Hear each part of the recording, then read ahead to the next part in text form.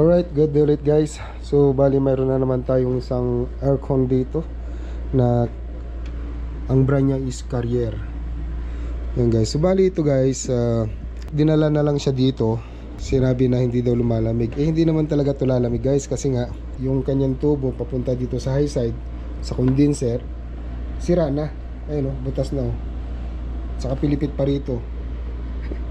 So hindi talaga lalamig yan kasi wala nang gasto. So panda rin natin, tignan natin kung yung kanyang compressor is gumagana pa, kasi baka mamaya may tama na pala to, diba? So panda rin natin guys. So pero mandar naman yung kanyang fan 9.9, 0.9 guys yung kanyang amperahe, 0.9. Ngayon tanda rin natin yung kanyang air compressor natin kung gagana yan. Wala, hindi rin gumagana yung kanyang compressor. So buksan natin to guys, tignan natin kung buo pa yung kanyang compressor o baka mayroong lang wire na nasira, diba? So check natin, buksan natin to, open lang natin to. Pagka buo yung compressor niya, then i-refreshes lang natin to, tapos karga natin ng freon para malaman natin kung lumalamig, diba? Sige.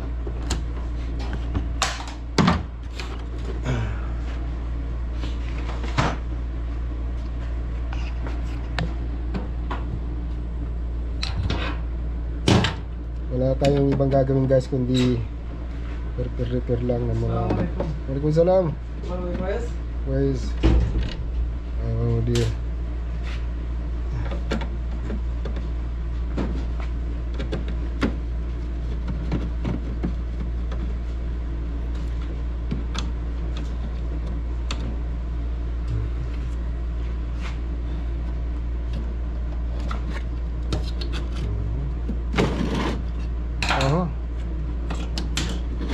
Biraw.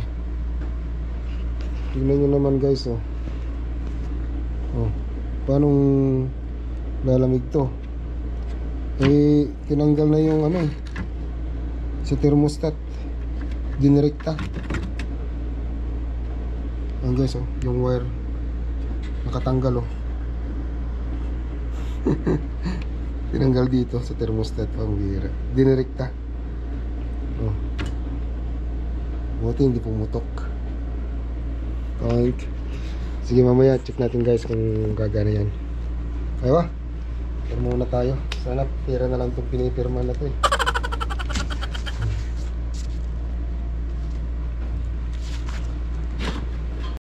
So ayan guys, dahil ayaw gumana dito, dinirekta natin.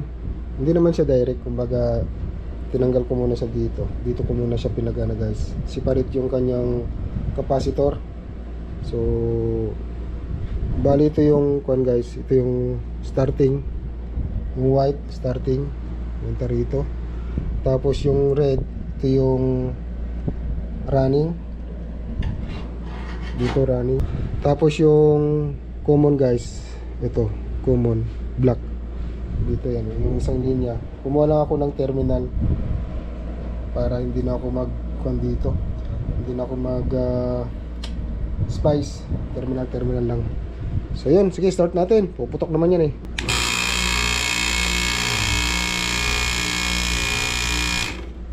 So ayun, gumana siya.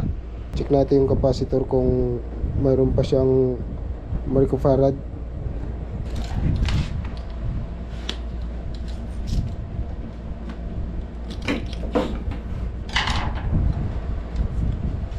Check natin yung guys kung mayroon. Kasi gumana naman yung compressor.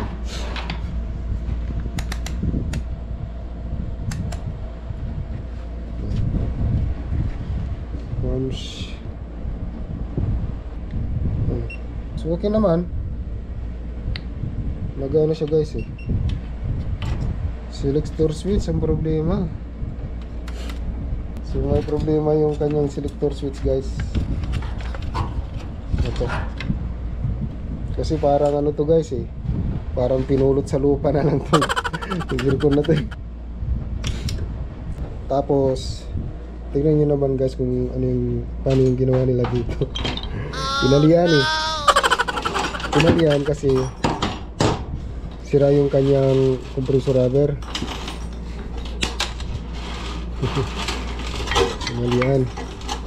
Siyempre guys, pag nag-vibrate siya, tumatama na yung compressor base sa kanyang ano, bakal na pinagpatungan. So papalitan din natin to guys yung kanyang rubber.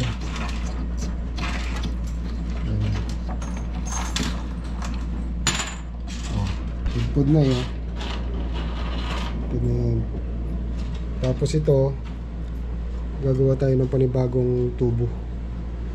Tapos flashing natin, and magiging okay na to. Ito lang. Kaso guys, papalitan natin to. Bibilhan natin to ng bago. Okay? Alright. So bali ito guys, tuloy natin tong ginagawa natin dito. So bali may nagawa na ako. Ito na yun, no? Dito yan. Yan. Tapos dito to. Okay. Yan, banda. So madali na lang yan guys, mamaya. Tapos yung kanyang selector switch nasira din. So nagpalit na tayo, bago na yung kanyang selector switch. So ngayon ang gagawin natin bago natin kabit yung mga fittings niya is ipa-flashing natin to. Siyempre kailangan may flashing guys. So tanggalin lang natin dito. Tapos ito, tatanggalin din natin to para ano, para may flashing natin. Okay?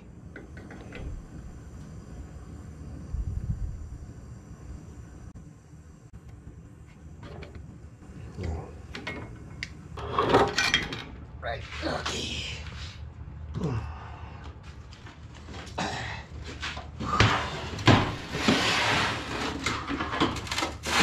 Ano? Lagyan natin ito ng access valve guys, kasi ipa-flashing ko muna siya para sigurado na walang langis sa loob ng evaporator coil. Kasi pagka nagkaroon ng langis yan at hindi na ilabas, hindi masyadong lalamig.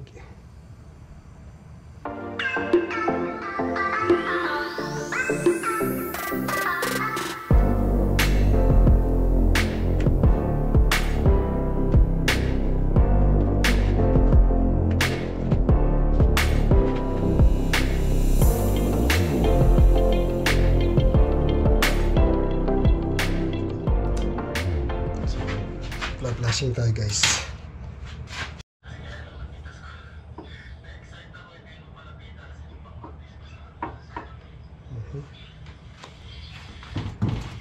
Konti lang guys yung ating flashing.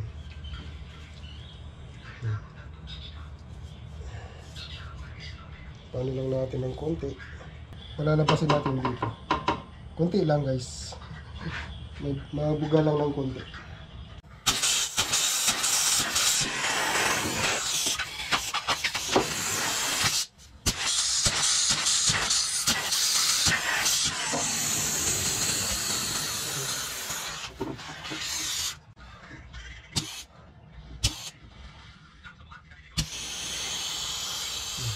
Guys,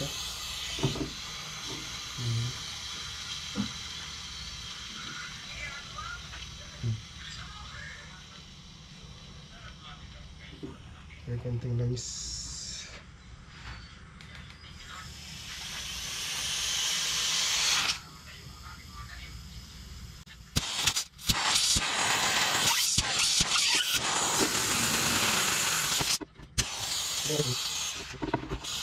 Importante may labas na ano, na langis-langis.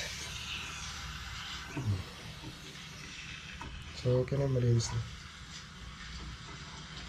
Okay. Tapos sunod natin to guys.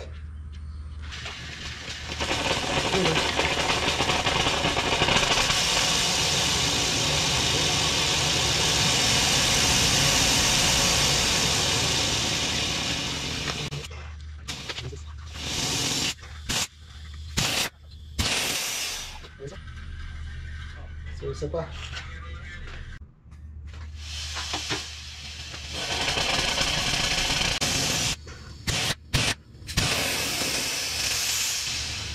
Okay guys, malinis na yan.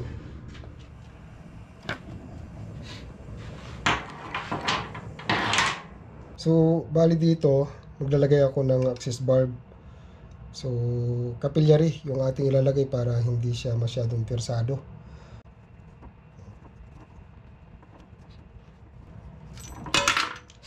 Yun.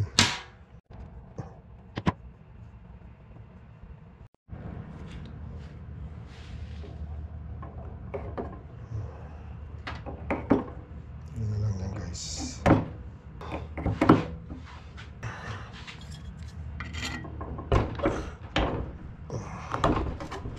Alright. So, ayan guys. Ganda. Ganda ng pagkaka-fitting. Tapos ito,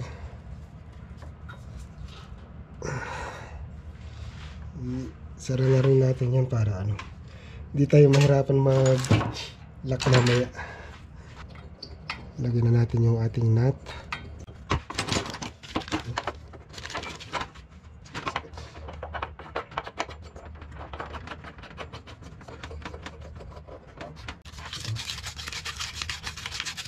Let's go.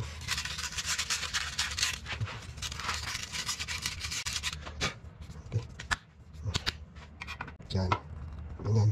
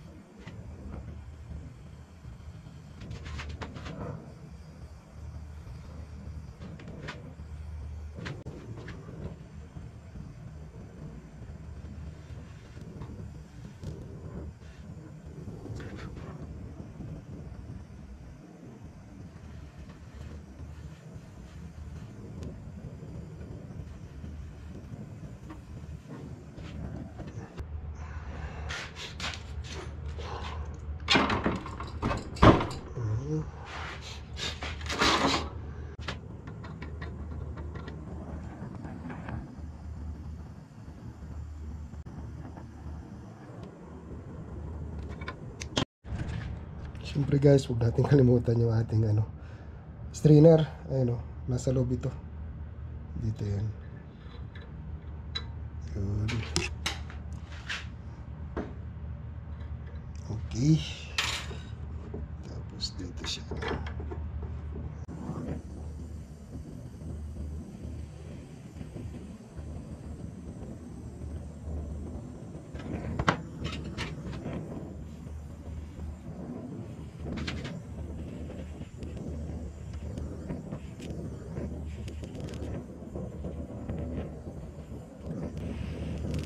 Okay.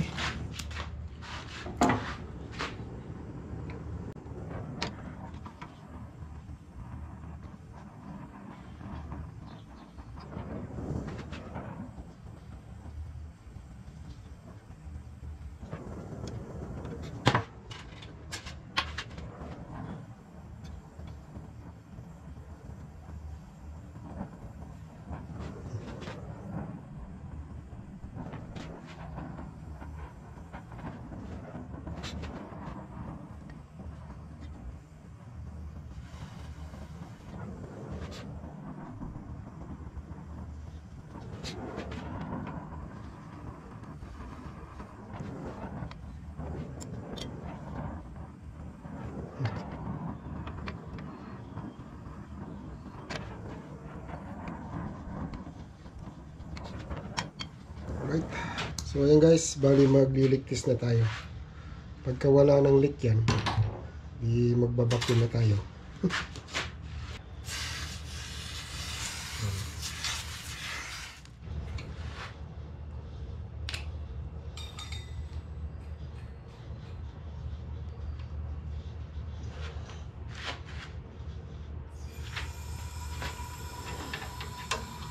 Lagyan lang natin ito ng guys.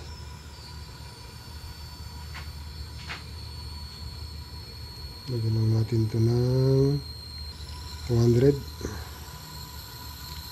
or 250.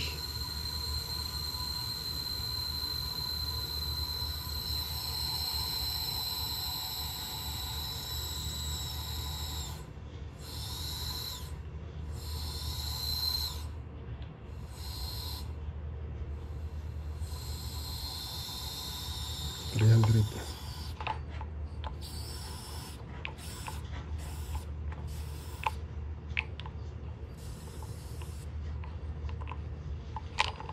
Guys, yan, 300. Tingnan natin kung sisingaw pa yan. May singaw pa, then magligtis tayo. Okay, so 300. Yan, ligtis tayo. Ligtis natin. Tingnan natin kung wala nang leak.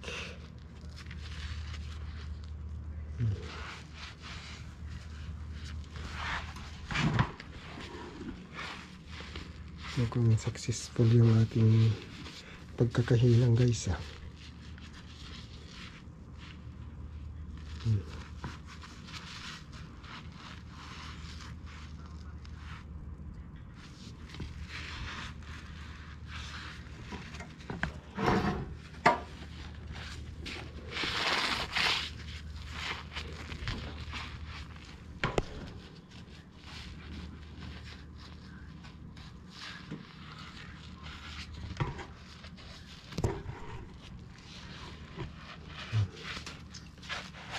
Alright. So yun, palipas lang tayo ng kwan guys, mga 10 minutes lang. Pagka hindi naman nagbago yan okay na. Matagal na rin yung 10 minutes. Okay, a few moments later. balik na natin yung fan guys.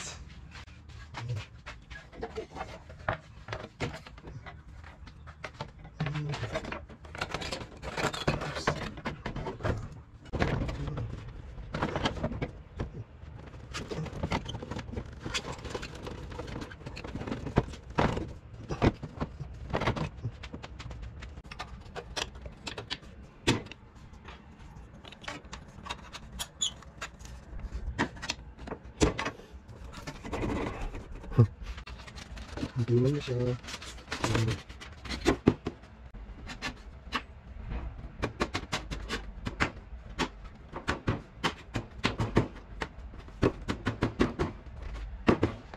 So ayan hindi na siya nagbago.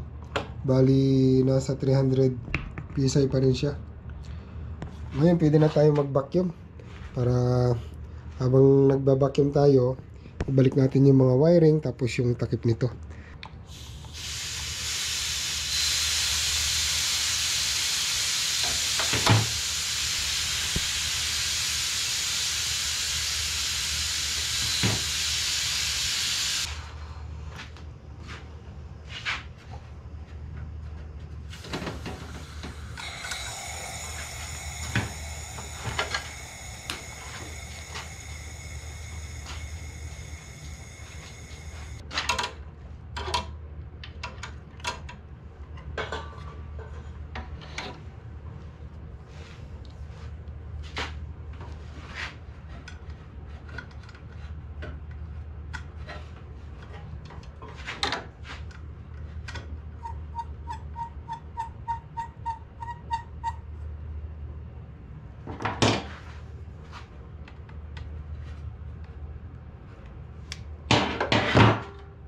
Yun.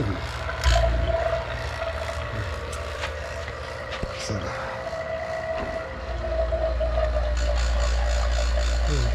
Pasagarin lang natin to ng 30 mercury inches. Pag sumagad na yan, okay na. Mga 10 to 15 minutes lang to guys. Okay.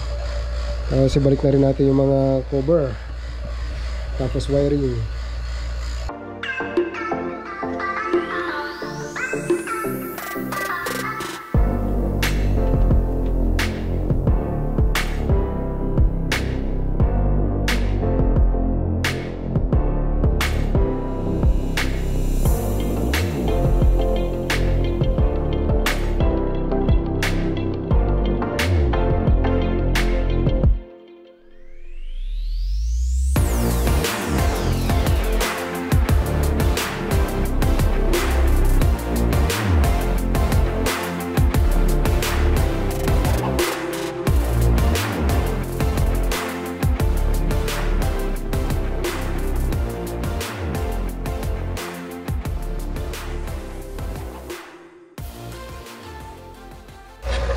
ito guys, wiring na tayo. Okay.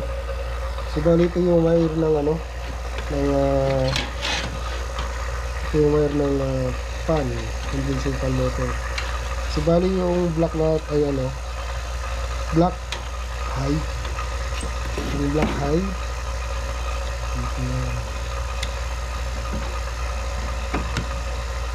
Tapos yung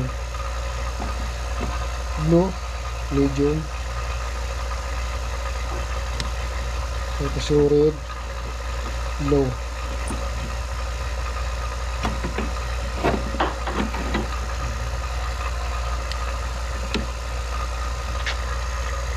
Tapos yung white sa line 2. Tapos yung brown dito sa fan capacitor. Okay, so guys, okay na yan. So bali yung blue guys, ito yung ano, starting. Okay,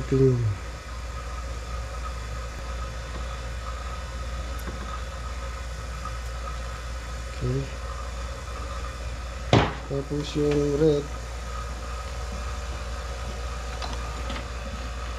ito yung sa running natin. Running ang red. Tapos yung black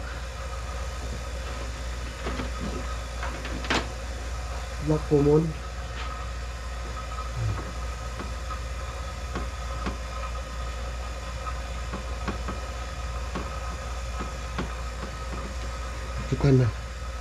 Kita natin para ano, hindi siya mag-loss.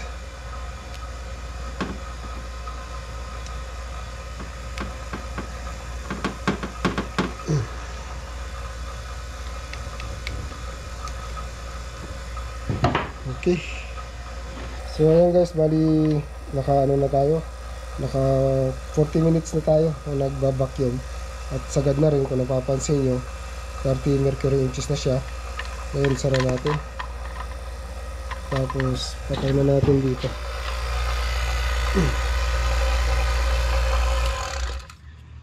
At hindi naman na nagbago yung kanya guys yung kanyang hindi na siya umangat. So pwede na tayong magkarga ng ano, refrigerant. Tapos panda rin na natin.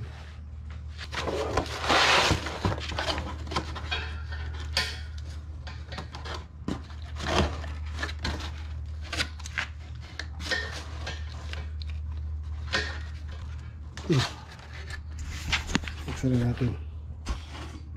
Tapos purging. Mag-purging tayo.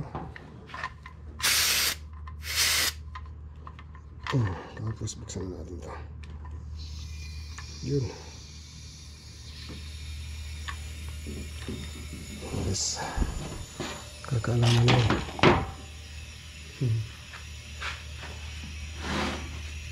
120. So ngayon guys, bali magano tayo.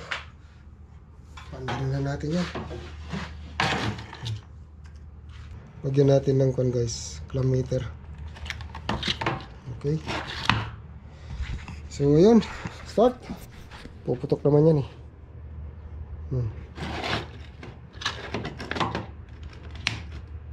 Uy, walang ano, handle. Start. Hello.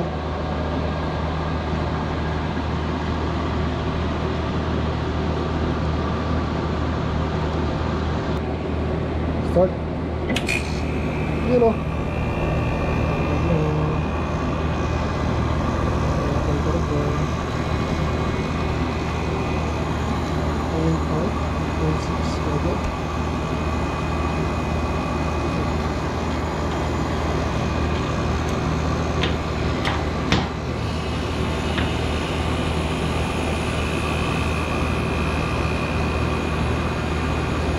Bali ito pala guys, 24,000 BTU.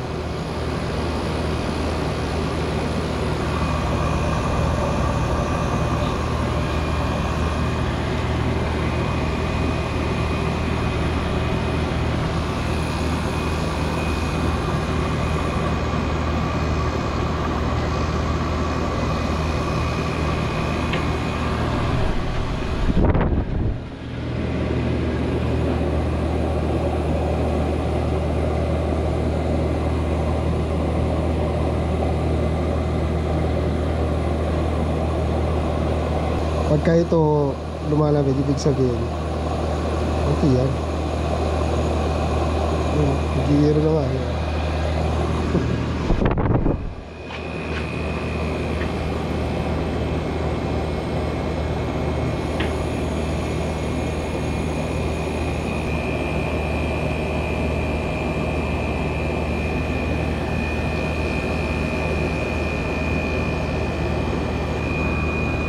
So 35. Lumalamig na.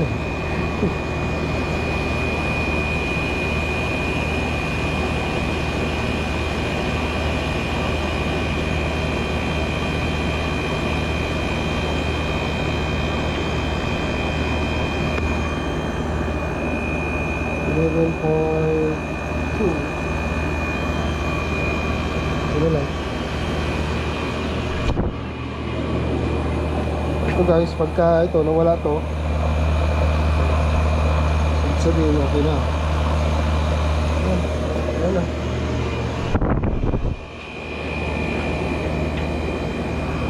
Ayan guys, 55. So okay na muna yan. Hintay lang natin to na back cross kasi tataas pa naman to guys. Lamig na.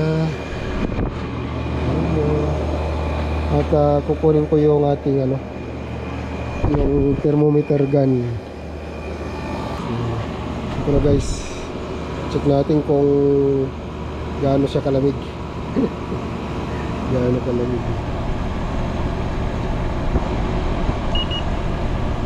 14. Malamig siya. Malamig siya guys. Ano? Ganyan kalamig yan. Ganyan siya kalamig. 13. So dito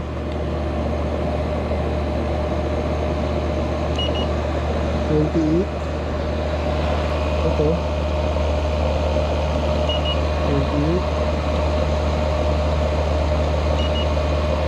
112 yung ating compressor head, check natin